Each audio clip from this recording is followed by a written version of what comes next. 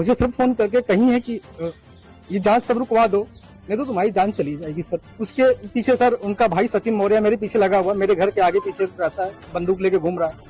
और सर बना के बताया जाए कि क्या माहौल है, क्या चीजें हैं, तो ये आपने नाम सुना होगा आलोक मौर्य, उनकी पत्नी का नाम ज्योति मौर्य है, जो आजकल एसडीएम के पद पे नियुक्त हैं। लेकिन एसडीएम उन्हें बनाने में उन पति का कितना योगदान आप जानेंगे तो हैरान हो जाएंगे। और वही एसडीएम अपने पति की लेना चाहती हैं जान, और उनके अवैध संबंध किसी और से हैं, और फिर अपने पति पे झूठा आरोप लगाया जा रहा है कि वो दहेज मांग रहे हैं और ये सब कर रहे हैं, और उनको जान से मारने की धमकी दी जा रही है। तो इसकी पूरी सच्चाई क्या, हम चलिए बात करते हैं स्टेप बाय स्टेप, आपको सब समझ में आ जाएगा। देखिए, एक मिडिल क्लास से एक फैमिली है जिनका नाम आलोक मौर्य है, और ये बरेली के ही रहने वाले, बहुत ज़्यादा दूर के नहीं, अपने उत्तर प्रदेश के रहने वाले हैं। और उनकी शादी 2010 में ऐसा शायद होता है, हो जाती है। चलिए, शादी का तो कोई प्रचलन नहीं। और जब देखिए एक होता है, जैसे भाई एक हम लोगों की कहावत जो कही कि बेटी पढ़ाओ बेटी बचाओ, भाई ये इसी को नारा लेके अब बताइए बेटी पढ़ाओ बेटी बचाओ। चलिए, उन्होंने भी ये चीज़ शायद सोचा कि शादी के बाद अगर किसी की बेटी आई है, बहन आई है, चलिए हम वो कह रही पढ़ाने लिखाने के लिए, तो उन्होंने ये उनके समर्थन में खड़े होकर पूरा योगदान दिया कि इसको पढ़ाया जाए। उन्होंने ज्योति मौर्य ने आलोक मौर्य जिसे कहा अपने हस्बैंड जिसे कहा कि मुझे पढ़ना है और आगे कुछ करना है, तो उन्होंने लगन देखा, उनका जुनून देखा, तो वो मान गए उन्हें पढ़ाने के लिए। उन्होंने कर्ज लिया, लोन लिया, भाई से कर्ज लिया। वो अपने बयान में ये चीज़ कह चुके हैं, नहीं है तो हम आपको वीडियो क्लिप सुना देंगे।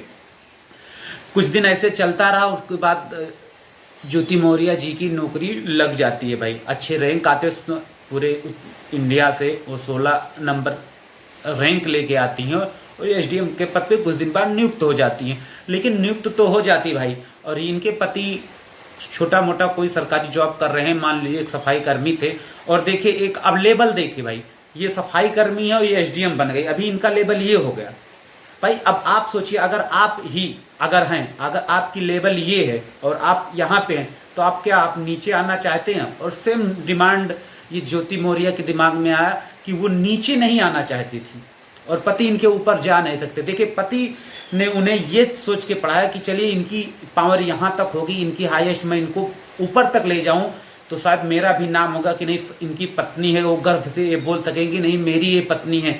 लेकिन शायद ज्योति मौर्य के दिमाग में कुछ और चल रहा था कि वो ये नहीं चाहती थी कि मेरा पति नीचे स्तर का हो। लेकिन ज्योति मौर्य ये चीज़ भूल गई कि कभी मैं यहाँ पे थी और मेरा पति यहाँ पे था, ये कुछ नहीं थी। जब ये एक जॉब कर रहे थे, सरकारी नौकरी कर रहे थे, तब ये यहाँ थी। लेकिन उन्होंने मेहनत किया, आहिस्ता आहिस्ता आहिस्ता आहिस्ता, देखिए ये बैलेंस देखिए, आहिस्ता आहिस्ता ये सफाई कर्मी के जॉब पे थे, इनको पढ़ा लिखा के एसडीएम बना दिया गया।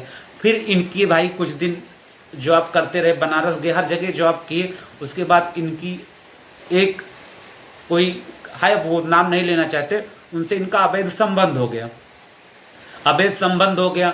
और ज्योति मौर्य ने अपने पति पे ये आरोप लगा दिया है कि भाई उन्होंने मेरा व्हाट्सएप ये वो हैक कर लिया, और उन्होंने मेरी पर्सनल लाइफ में झांक कर जानने की कोशिश की मैं क्या कर रही हूँ। अगर चलिए वो आपका पति आपका पर्सनल लाइफ झांक गया, तो आप इस बात से क्यों दुखी थी कि आपकी पर्सनल लाइफ आप गलत कर रही थी?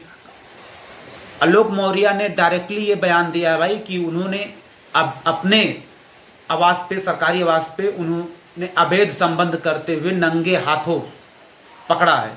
और सर एक मनीष दुबे से कमांडर ने, उन्हीं साथ उनका अवैध संबंध है। मैंने सर उनको 22 फरवरी को रंगे हाथ अपने आवास पे पकड़ लिया था, और मैंने जैसे ही ज्योति मौर्य के साथ हुई, तो ज्योति मौर्य को कुछ समझ में नहीं आया, उनके ऊपर तुरंत मानहानि का, दहेज प्रथा का जो केस बन सकता। भाई एसडीएम है, ये बहुत अच्छे नीचे लेवल के थे, ये बहुत ऊपर लेवल की हो गई अभी। और उनका एक भाई है, देखिए हम लोगों के गार्जियन जो होते हैं, भाई होते हैं, पिताजी होते हैं लड़की के, उनको और समझाना चाहिए कि बेटा आपको जब किसी योग्य नहीं थी तो उसका भाई आपको पढ़ा लिखा के अच्छे लेवल पे किया, लेकिन वो लोग उन्हें समझा नहीं रहे हैं और उनका सपोर्ट कर रहे हैं कि मेरी बेटी तो भी एसडीएम बन गई है, अभी तो हम लोगों की बल्ले बल्ले हो गई है, पति को तो लात मारो, उनको जाने दो।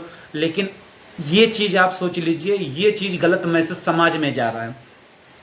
अब कोई पति आपको लगता है ऐसे अपनी पत्नी को पढ़ाना चाहता है? एक तरफ ये आप लोग नारा लगा रहे हैं कि बेटी पढ़ाओ बेटी बचाओ, एक तरफ किसी भाई ने अगर अपने पत्नी को पढ़ा के बेटी समान समझ लीजिए या बहन समाज की, ये चलिए मेरे घर की एक है, तो उन्हें पढ़ाया लिखा और एसडीएम बनने के बाद उन्होंने ऐसा कर दिया, तो आपको क्या लगता है फिर कोई दूसरा आदमी ऐसे किसी को पढ़ाना चाहेगा?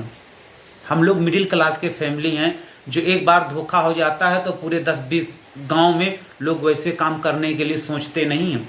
और वहाँ पे तो पीढ़ी दर पीढ़ी ये चीज़ लोग मिसाल देंगे कि बीबी को मत पढ़ाओ, नहीं उनके जैसा ही कार्य करेगी, तो लोग फिर अपने ही स्तर पे रखेंगे।